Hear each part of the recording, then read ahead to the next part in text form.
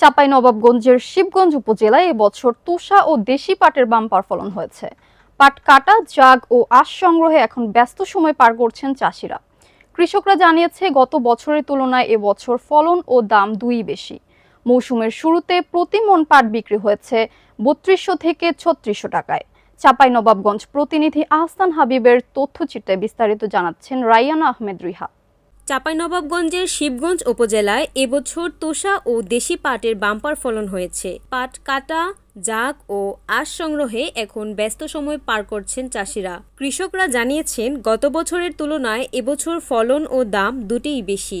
মৌসুমের শুরুতে প্রতিমণ পাট বিক্রি হচ্ছে ৩২০০ থেকে ৩৬০০ টাকায়। কৃষি কর্মকর্তারা বলছেন, মৌসুম শেষে এই দাম ৭ থেকে ৮,০০০ টাকা পর্যন্ত হতে পারে।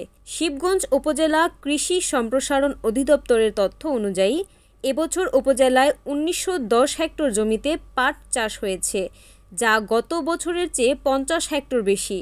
প্রতি হেক্টরে উৎপাদন হয়েছে ২ থেকে ৩ টন পাট।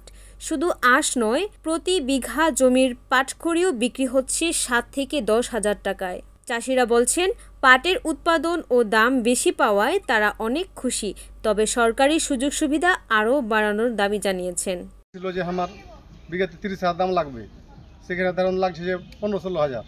এটা কিন্তু আপনার একটা লস হয়ে গেল, না আশা পূরণ হলো না, মেলায় ক্ষয়ক্ষতি হইল। আচ্ছা, উপজেলা কৃষি অফিস থেকে কি আপনি বীজ বা কোনো ধরনের আর্থিক সহযোগিতা পেয়েছেন? কখনো অনুদানের জন্য আবেদন করেছিলেন? করেছিল তো, মানে যে মানুষকে দিয়েছে, আমাকে দেয়নি। ওই ভিতরি জোহারে একটু জমি, তার কারণে দেয়নি। দূরে আছে এবার বলে বলেছে, মানে যারা ঘুরতে পারছে, হয়তো ঘুষ দিচ্ছে, বলতে পারবো না, আর কি সহযোগিতা করছে। Report Ahsan Habib, Chapainawabganj, NAN TV।